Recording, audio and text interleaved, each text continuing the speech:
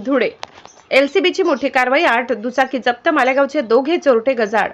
धुळे जिल्ह्यात वाढत्या दुचाकी चोरीच्या घटनांना आळा घालण्यासाठी स्थानिक गुन्हे शाखेने मोठी कारवाई करत 8 चोरीच्या दुचाकी जप्त केल्या असून मालेगाव येथील 2 सराईत चोरट्यांना अटक केली। या कारवाईमुळे जिल्ह्यातील विविध पोलीस ठाण्यांमध्ये नोंद असलेल्या दुचाकी चोरीच्या गुन्ह्यांचा उलगडा झालाय।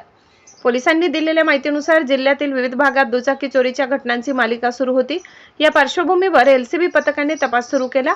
मिळालेल्या गुप्त माहितीनुसार संशयित आरोपींना ताब्यात घेऊन कसून चौकशी करण्यात आली। चौकशीत आरोपींनी धुळे तसेच मालेगाव परिसरातून दुचाकी चोरी केल्याची कबुली दिली।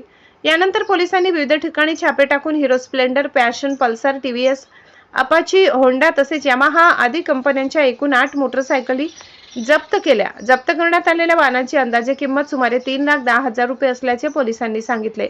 ही कारवाई पोलीस अधीक्षक श्रीकांत धिवरे आणि अपर पोलीस अधीक्षक अजय देवरे यांच्या मार्गदर्शनाखाली करण्यात आली। स्थानिक गुन्हे शाखेचे पोलीस निरीक्षक श्रीराम पवार तसेच त्यांच्या पथकाने ही कारवाई यशस्वी केली। या प्रकरणी पुढील तपास सुरू असून आरोपीकडून आणखी काही चोरीच्या घटनांचा उलगडा होण्याची शक्यता पोलिसांनी व्यक्त केली आहे।